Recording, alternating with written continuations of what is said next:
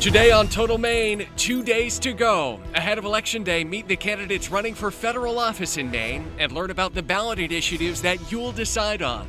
And we go in the arena. Our expert panel offers insight on races that will determine who holds power in Washington and Augusta.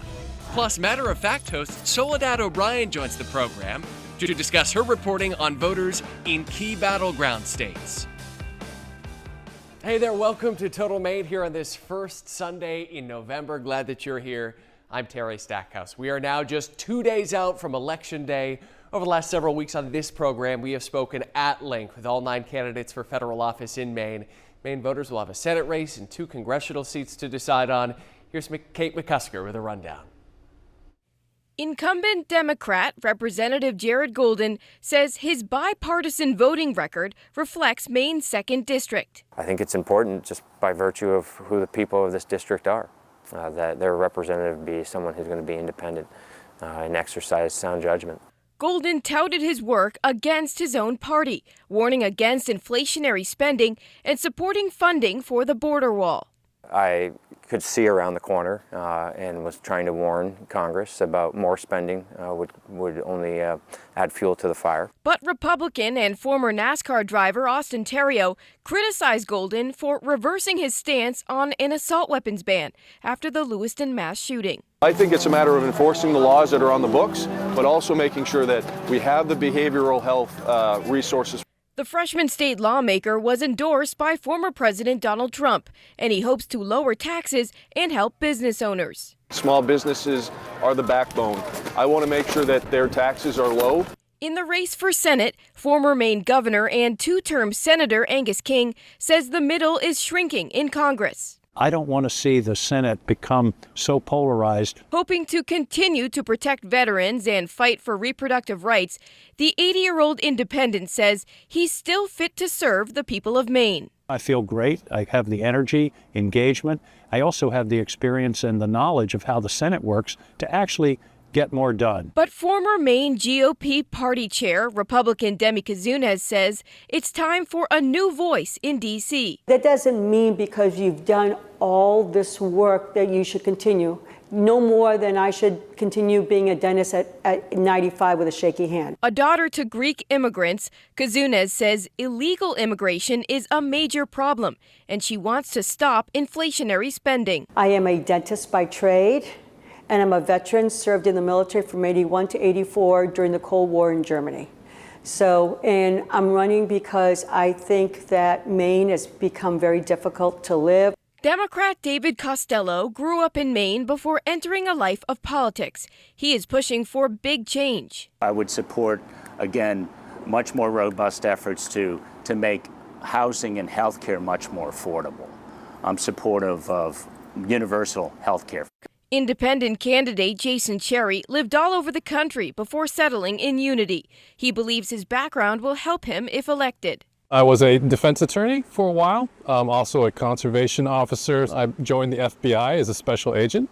Seeking her 9th term in Congress, Representative Shelley Pingree is running for re-election in Maine's 1st District. I work on a lot of issues in Congress related to agriculture, our natural resources like fishing and farming, and I'm trying to do a lot more work right now on housing, childcare. The Democrat hopes to continue efforts to codify Roe v. Wade, and she believes her seniority will help her in Congress. There's a lot more things that I can get done than when I first started, and I want to be back there to see if I can do that work again. Political newcomer and Republican Ron Russell is challenging Pingree. He served in the military and worked as a defense contractor before returning to our state. This nation that I served for 45 years, I saw going in a direction that I did not think was the correct direction. Independent and unenrolled candidate Ethan Alcorn calls himself a constitutional conservative and a political first responder. We need a change down in Washington. The two-party system is broken. For Maine's Total Coverage, I'm Kate McCusker. Also on Tuesday, Maine voters will have 5 ballot questions to vote on, 1 citizen referendum, 3 bond measures, and the question of whether Mainers want to change the state flag. Jackie Mundry breaks it all down.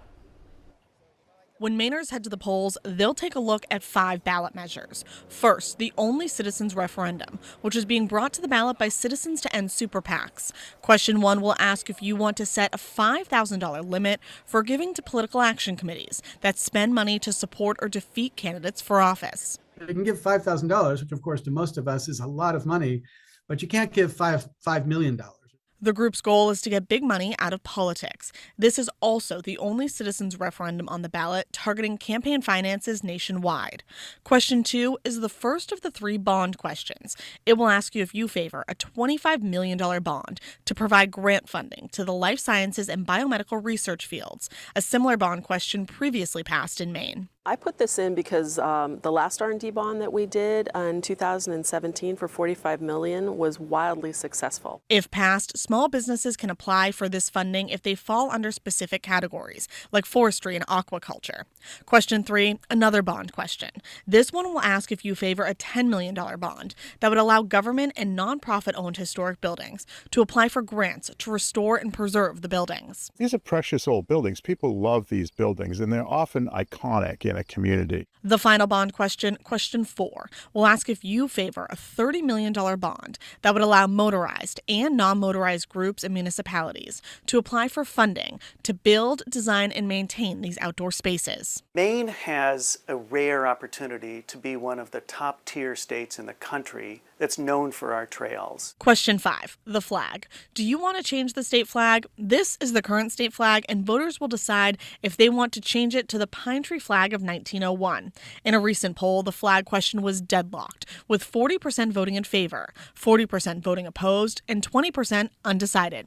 For Total Maine, I'm Jackie Mundry. And again, just 2 days to go until Election Day. We've had many of us asking, where can I find my polling place? Or is it too late to register to vote? Here are just a few of those answers. Question 1, where can I find my polling location? You can call your local town clerk's office or check their website. You can also go to the Secretary of State's page on maine.gov. Question number 2, when are the polls open? Well, depending on how large your city or town is, most polling locations are open between 6 and 8 a.m., but some towns with fewer than 500 residents, they can open as late as 10 o'clock. So again, check in with your local clerk's office. But polls close at 8 p.m. on the dot across the board. If you're in line waiting to vote when the clock strikes 8, though, you are legally allowed to wait in line to cast your ballot, no matter how long that takes. Question 3, can I register to vote on Election Day? Yes, you can. You do have to be 18 years old on Election Day. You have to bring with you a photo ID, driver's license, or passport to your polling place. You can also use a student ID from a state school or state-approved college. And finally, can I have help filling out my ballot? If you have a hard time seeing your ballot or you need help marking it, you can bring a friend or a family member with you, even if they're not registered to vote or not of voting age. But you can't have help from your employer or a union official. If you have questions, officials at your polling place are always happy to answer them, and they could also help to mark your ballot if you need some assistance on site. Those are just a few of the answers. You can find more on our website, WMTW.com. Don't forget, Maine votes for candidates by ranked choice, and we also have a tutorial on how the RCV process works. Again, all of that on our website, WMTW.com, and inside the app for Maine's total coverage. There was much more ahead still on Total Maine. Next, we talk with Matter of Fact host Soledad O'Brien about her team's reporting looking closely at the key issues impacting voters in swing states. And the hosts of our In the Arena podcast put their prediction caps on about which candidates and ballot initiatives will win over voters this election day. That's when Total Maine returns. Stay with us. All right, welcome back. We are in the arena. The topic of this week's podcast, The Deep Dive, is who's going to win on Election Day. You're talking about all the races. Where do you want to start, Pat? Well, the presidential race, of course, is the big one. And it looks, Ethan, as though Donald Trump has momentum coming into this in the state of Maine. Yeah, I think he does in the state of Maine. In terms of CD2, I think Harris will win Maine. I think that's pretty set. I also think it's pretty set that Trump is going to win CD2. I don't think there's going to be any surprises in that. You know, when you look at it nationally, I think if you're being objective, you have to say Trump has more momentum. But I do think that in the end, there's a quiet vote out there that's just going to say, you know what, I'm not comfortable with where Trump's going. You know, I think if second district in Maine gets that one electoral college vote, he gets North Carolina and Nevada, one of the swing states, I think Trump can pull this out. Let's talk about the Maine 2nd Congressional District. Who do you think takes the seat there? Yeah, that's the tough one, and they're also making their closing arguments, Phil, and at least through commercials. And what I've seen, they're both doing a pretty good job. Yeah, I think they both have run very impressive campaigns. I think it's going to come down to how many people who supported Golden in the past are upset with his Second Amendment decision, and second, how long and strong are Donald Trump's coattails in the 2nd District. Yeah, I actually think Golden, a month ago, I thought Theriault was going to have this race, but I kind of feel like it's a little bit of the Sarah Gideon, Susan Collins race in which it looked like Gideon was going to win the challenger, and in the end, Collins just won. I think Golden's going to pull it out. He's making a very strong closing argument, and I think that his position actually on the assault weapons ban ultimately is going to help him. People support getting rid of those weapons. And I think his being a veteran is going to help him again. How about the balance of power more broadly in Congress? Yeah, Congress overall, if Maine keeps this seat, Ethan, that helps them. I think that's part of it for sure. If Golden loses this seat, I think that means that Republicans are going to maintain the majority, but I think Golden will win it. New York is really the interesting game because that's where 4 or 5 seats last time went Republican that nobody expected. Most of those are going to come back. So I actually think Democrats will take back the House. I'm going to go the other way. I think the Republicans will hang on to the House, maybe pick up a seat or two, and more importantly, I think the Republicans are going to take the Senate. So if Trump is president, then he's got all the levers of power he Yeah, needs. but it's razor thin, right? And we all know you better have a clear and convincing, persuasive argument to bring other people with you in the other party. You got to get 60 votes for some bizarre, weird reason built 200 years ago. You may be happy in January. That may be. How about the balance of power in Augusta? Democrats have been in control for a while. Does that change? Yeah, Phil, I think we may see some tightening up. Yeah, I think that's the key part of this. I think House Republicans have a chance, slim, to get the majority, but I think they're going to bring it closer. I think you're going to see even more impressive gains by Republicans in the state Senate. I could see it being 18-17 Democrats control. And Ethan, Republicans have been smart about how they target their spending in these races, which may well pay off for them. It may well, especially in the House. They've really focused, instead of spreading their money thin on a lot of races trying to find some surprises, they've targeted 12. Of course, if you don't get those 12, then you have nothing. And I do think, like Phil said, it will get a lot tighter in the House, but I think the Senate will stay comfortably Democratic majority. Mainers are weighing in on 5 ballot questions, the last of which has to do with the state flag. That's the emotional one. Yeah, that's the emotional one. Ethan, what do you think? This is my one where I'm thinking, there's always one of these that loses. And, the one on corporate donations to campaigns, that one's going to pass no problem. I think the bonds, I think this is the one that may lose. There's just been a little more resistance to it. I voted for it, but I think there's a little more resistance to it than I thought. What I find interesting about this, Terry, is that I think it's going to pass. I think it's going to be razor thin. I think the new flag is going to pass. But when people realize that the flag they voted for is not the one that is on the ballot, we're going to have a second wave. Are they going to want their money back? They're going to call their retail and say, wait a minute. It's different than the popularized 1901 flag. Yes, it is somewhat different for sure. Yeah. It is. All right. So much to watch over the next week or so. We really look forward to your analysis in the weeks and the months ahead. And we'll be in joining everybody here on election night as well, and probably the next day. Yeah, I would bet on that. Something tells me that you're going to be crossing paths with the early morning crew. Remember, new episodes of In the Arena drop every Thursday. You can watch on our website, WMTW.com, or listen wherever you get your podcasts. And now to a closely watched race for sheriff in Saginaw County. The office has been under the microscope since the Lewiston mass shootings over their handling of concerns with the eventual gunman. Sergeant Aaron Schofield is challenging his boss, Sheriff Joel Merry. We sat down with both to learn more about their goals for the office. Merry is running for his 5th consecutive term. He originally planned to retire, but now says he needs more time. Merry says that he's working on a collaborative to pool resources with nearby counties to better manage jails. Schofield tells us that he wants to increase transparency within the office and put more deputies on duty during each shift. Why are you the right person for this job?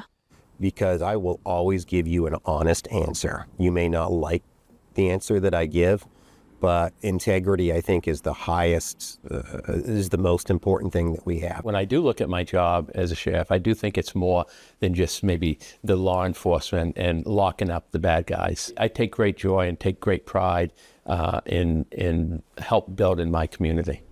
If Merry is reelected, this will be his final term. There are 3 other races for sheriff this election statewide. All the candidates, though, are running unopposed. Voting blocks in key swing states likely to have a major influence on Election Day. Soledad O'Brien, the host of Matter of Fact, which airs before our show every Sunday here in Maine's Total Coverage, has spent months speaking with these voters. She's here now to talk more about that work. The Matter of Fact team you've been on the ground in numerous key swing states, speaking with voters from diverse backgrounds. Can you tell us about the scope of your work here? Yeah, we decided that as we launched our 10th season of Matter of Fact that we would really camp out in the swing states this election and take a look at some of the issues that are affecting people in the swing states. And obviously, I think whoever you are, economy are, issue 1, 2, and 3. And that's because in the swing states, we know that cost of living has increased a lot, up to 80% in some of those swing states. Affordable housing, rents are up 50% in the swing states. We wanted to also dive into sort of the diversity within those swing states. So in Georgia, we were looking at Asian Americans and Pacific Islanders. In the state of Pennsylvania, I spent a lot of time there looking at Latinos and their potential influence on the election. We went to Michigan to take a look at how Arab Americans might think about voting in an environment where they've been dealing with lots of news out of Gaza and the Middle East. And it was very interesting to see some of the consistent messages, which is, I think minorities feel underheard, underappreciated by campaigns who usually, I've seen this in a lot of election cycles, hop in every 4 years, spend a lot of time, a little bit of money, and then kind of depart and don't necessarily leave those folks feeling like they're cared about unless it's a few months before an election. So it's going to be interesting to see how those communities, specifically within those swing states, are able to marshal a vote for one candidate or another. Your team also returning to Lebanon, Kansas. You were there shortly after President Trump was inaugurated. You've heard from those Americans multiple times now. So what do those conversations tell us about what people value the most in their candidates? Very consistent. People are frustrated. And I don't think there's anybody in this country at this moment who's like, no, it's all going great. I really think people understand that the country's divided, that people are unhappy, that there's a lot of frustration. Now, the reasons for those frustrations vary, but it's not really a surprise, I think, to see that, while we know that registrations are up, voter registration is up by 500,000 people who are registering to vote, and we know that early voting is up by about 10%. This is across the country. Enthusiasm, only 20% of voters who are polled say they're enthusiastic, and I think we've seen that across the country. Why? I think that data is almost contradictory. So it's going to be interesting to see how that translates. Is there a lack of enthusiasm? Is there enthusiasm, but people don't feel very enthusiastic? Or are we going to see more folks who are registering to vote? Are we going to see more folks who are doing early voting and who turn out at the polls? I think it's going to be a good measure to see really where we are. Interesting, yeah, and I think that there are sort of varying definitions of enthusiasm as well, so we're going to be closely watching that. Yeah, you can be not enthusiastic. You can be not enthusiastic and still show up to vote, for sure. There you go. All right, Soledad O'Brien joining us from New York City. Soledad, we are so grateful for your time. We appreciate you speaking with us. A reminder, Matter of Fact airs every Sunday at 10 a.m. right here on Maine's Total Coverage. Be sure to tune in. Soledad, have a great day. Next, your choice, your voice. You told us which issues are most important before casting your ballot this Tuesday. Jackie Mudry digs into those issues and speaks to Mainers affected by them. That's when Total Maine returns. Welcome back. Finally on this Sunday, we asked you about the issues that you are most concerned about this election cycle. You told us abortion, crime, immigration, and inflation are your top priorities. Jackie Mudry looked into all 4 of these issues and spoke to Mainers affected by them. Since the Supreme Court overturned Roe v. Wade 2 years ago, abortion has been a top issue for people in Maine and across the country. I spoke to 2 women who have had abortions. One woman regrets her abortion and decided to have her daughter when she became unexpectedly pregnant a second time, while another says it was the right thing for her and a positive experience. But that was the hardest decision I ever made in my life. It was a decision I didn't want to make. And I wish I didn't have to. Even though I knew how to make the informed decision, I felt still so filled with shame. Then we will have. On the issue of abortion, former President Donald Trump has taken credit for the overturning of Roe v. Wade. It is time. While Vice President Kamala Harris has pledged to restore the federal right to an abortion. On the issue of crime, both Harris and Trump have been working to prove that they are the tough-on-crime candidate, Trump referring to himself as the law and order candidate, while Harris points to her record as a prosecutor. Here in Maine, there were 53 homicides last year, 10 of which were domestic violence related. And victims' families say crime is always on the ballot, and the State Department of Corrections does too much for offenders. The DOC, though, says giving prison residents resources is actually beneficial to the community. No matter what the sentence that the defendant receives, that sentence to the families of the victims is always a life sentence. The most important thing that the Maine Department of Corrections does is reduce return to custody. On immigration, as of last year, 53,000 immigrants were in Maine, which is 3.8% of our state's population. New Mainers in Lewiston tell us they feel welcomed here and hope to make a life in Maine. I think if I stay here and get a job and immigration give me asylum, I think the family will come here. Trump says if reelected, he will deport the largest number of immigrants in U.S. history, while Harris says she would crack down on asylum claims and extend restrictions put in place this summer by President Joe Biden. And finally, inflation. The effects are being seen at Maine food banks. The Augusta Food Bank says in 4 years, the amount of food they are distributing has doubled, and its clientele has shifted. So it's people that are gainfully employed or people that are on fixed income like Social Security, and the rising costs of everything else, whatever they're receiving for money hasn't kept up with the cost of inflation. For more information on all of these issues, as well as everything you need to know leading up to Election Day, visit the Commitment 2024 tab on WMTW.com for the Maine Election Voter Guide. For Total Maine, I'm Jackie Mundry. As Jackie told us, some great reporting there from Jackie Mundry, Kate McCusker as well. Remember, our Commitment 2024 coverage is on our website right now, WMTW.com, and inside the Maine's Total Coverage app. There you can find our voter guides, plus our profiles on all of the candidates, detailed explanations of all the ballot questions, too, to help you make the most informed decisions this Tuesday. And don't forget, Maine's Total Coverage is your source for results in Maine and nationally on election night. Our team is going to be spread out across the state.